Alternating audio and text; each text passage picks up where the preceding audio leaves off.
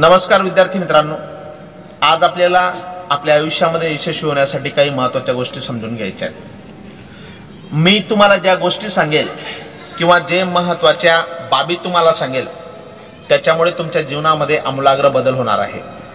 मग मला सांगा, तुमच्यापैकी कोण कोण त्या गोष्टी स्वीकारणार आहे किंवा त्या गोष्टींचं पालन करणार आहे? यस नो मध्ये सांगायचं मला। यस, कोण कोण करणार? सगळेजण करणार?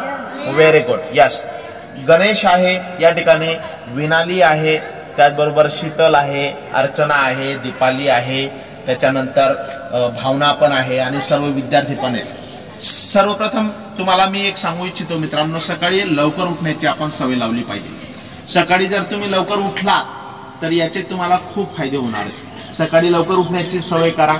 उठल्याबरोबर आपण ब्रश केला पाहिजे, प्रातर्विधीला जाऊन आल्याच्या नंतर आंघोळ केली पाहिजे आणि आंघोळ केल्यानंतर आपल्या या बल्लीवरच्या शाळेमध्ये 8 वाजता या ठिकाणी येऊन बसायचंय, आपला अभ्यास करत बसायचा आहे। मी आल्याच्या नंतर तुम्हाला या ठिकाणी जो काही अभ्यास दिलेला असेल तो अभ्यास तुमचा पहिल्यांदा बघणार आहे। आपण दररोज प्रार्थना म्हणतो, संविधान म्हणतो, राष्ट्रगीत म्हणतो, या गोष्टींमधून आपल्याला बऱ्याचशा गोष्टी शिकायला मिळणार आहेत आणि या गोष्टी शिकत असताना आपल्या जीवनामध्ये आमूलाग्र बदल होणार आहे।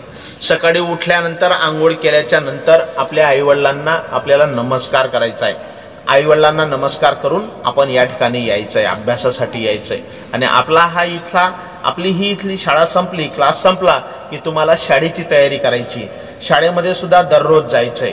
जर तुम्ही या ठिकाणी दररोज येऊन अभ्यासाला बसलात, शाळेमध्ये सुद्धा जर दररोज गेलात तर तुमचा अभ्यास हा चांगला होईल आणि अभ्यास जर तुमचा चांगला झाला तर तुम्ही ठरवलेलं ध्येय तुम्ही गाठू शकाल।